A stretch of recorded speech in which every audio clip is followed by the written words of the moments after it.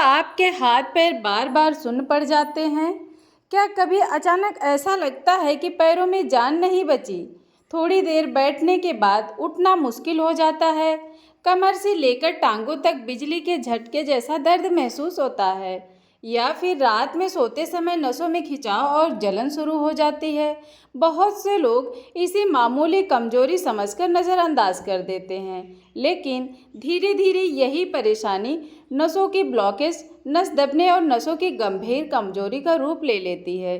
कई लोगों को तो इतना दर्द होने लगता है कि सीढ़ियाँ चढ़ना, ज़्यादा देर खड़ा रहना और यहाँ तक कि आराम से बैठना भी मुश्किल हो जाता है। सबसे डराने वाली बात यह है कि शुरुआत में शरीर इसके छोटे छोटे संकेत देता रहता है, लेकिन हम उन्हें समझ नहीं पाते।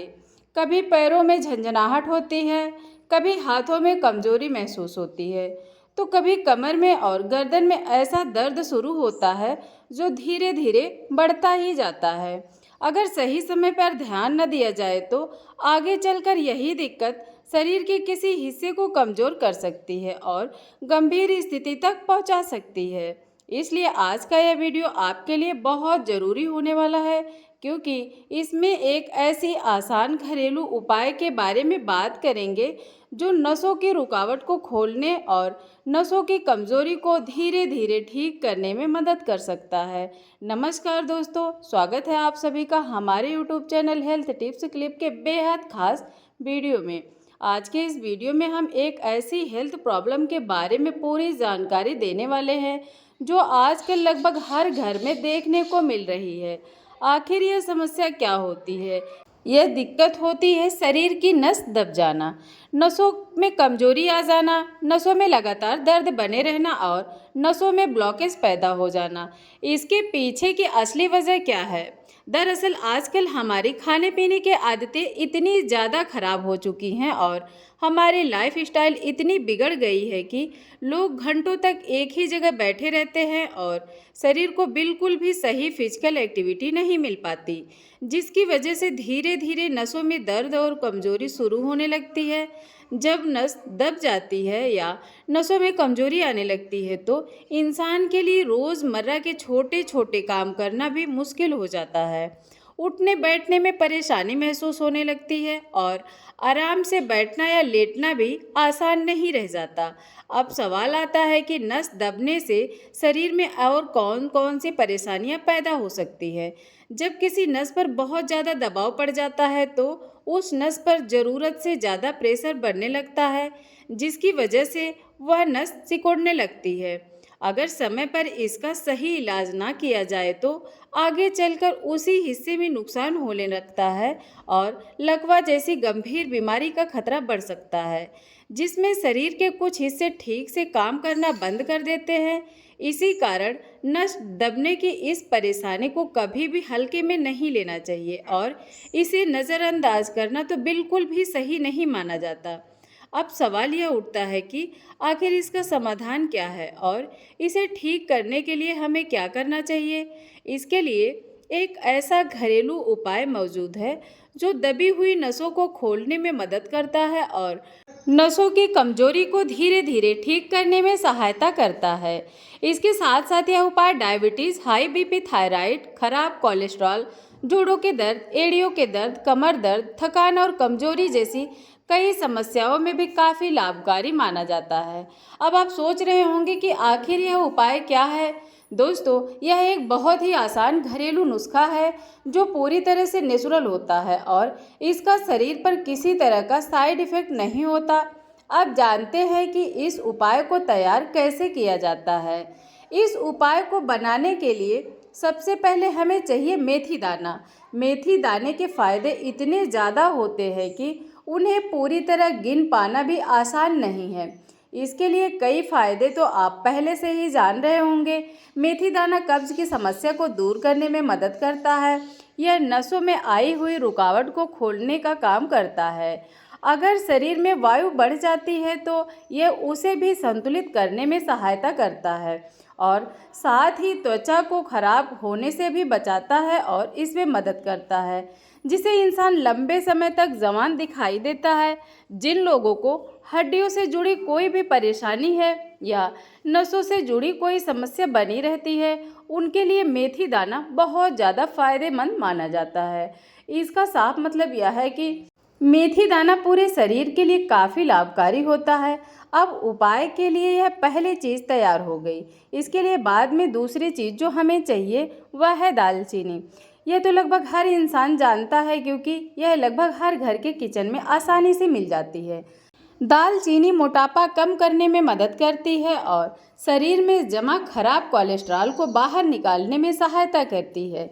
यह डायबिटीज़ के मरीजों के लिए भी काफ़ी फायदेमंद मानी जाती है और शरीर को अंदर से साफ करने का काम करती है। इसके साथ साथ यह नसों के ब्लॉकेज को खोलने में मदद करती है, जिससे शरीर में खून का फ्लो यानी ब्लड सर्कुलेशन सही तरीके से होने लगता है।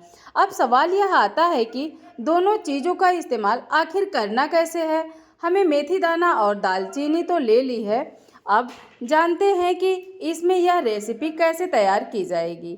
इसके लिए पूरे वीडियो को आखिर तक ध्यान से देखिए और अच्छी तरह समझिए कि आपको करना क्या है।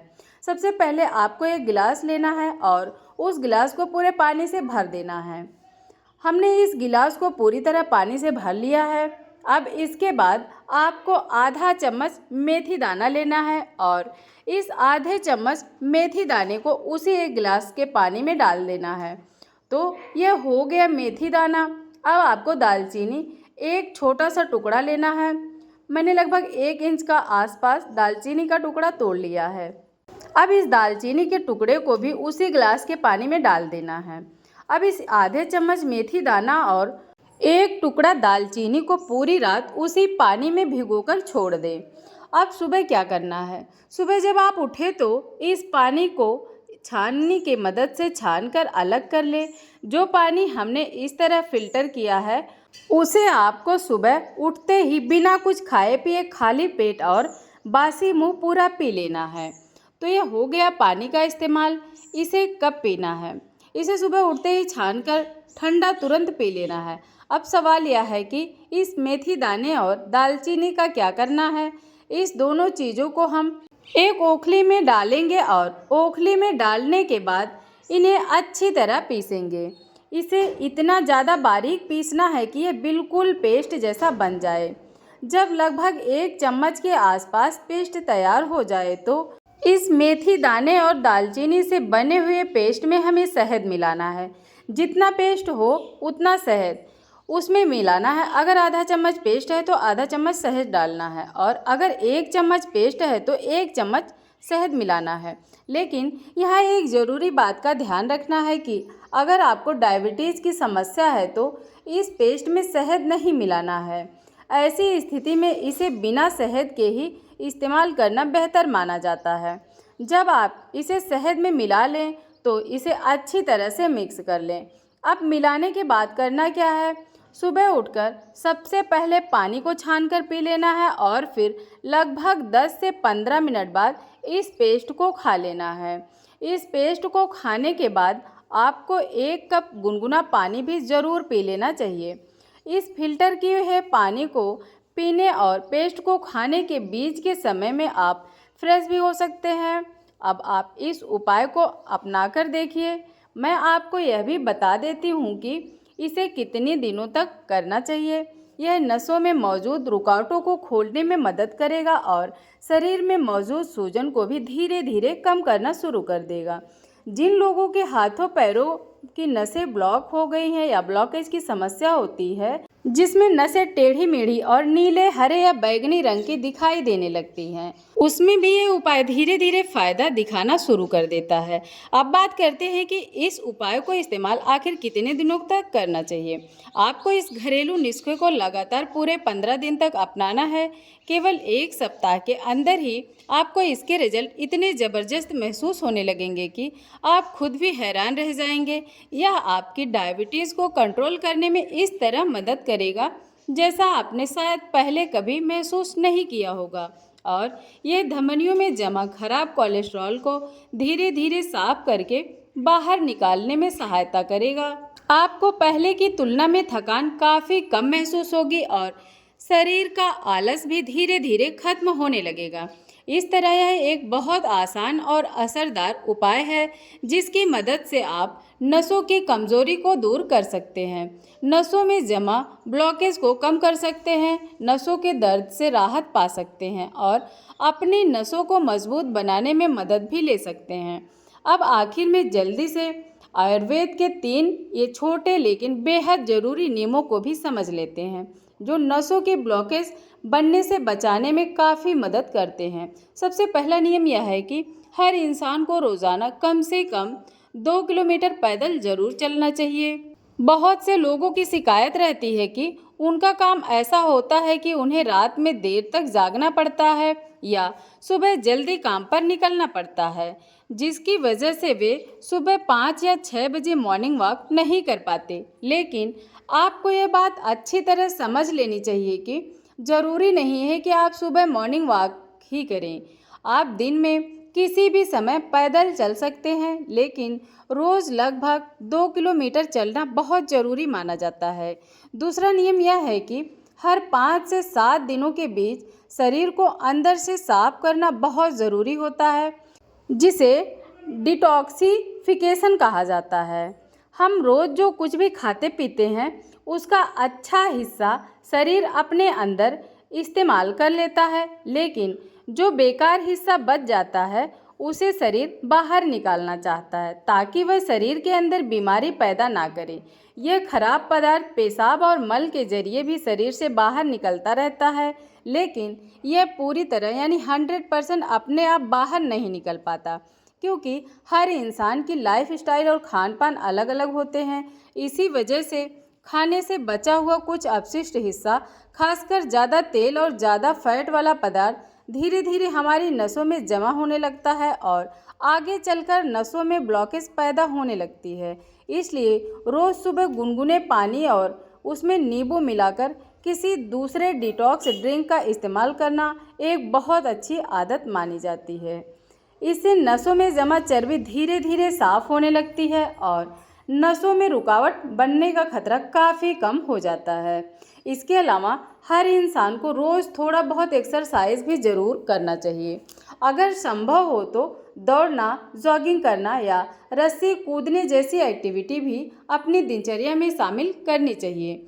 जब नसों में खून का फ्लो तेज हो जाता है तो उसका दबाव नसों में जमा छोटी से छोटी गंदगी को बाहर निकालने में मदद करता है और नसों में ब्लॉकेज बनने नहीं देता।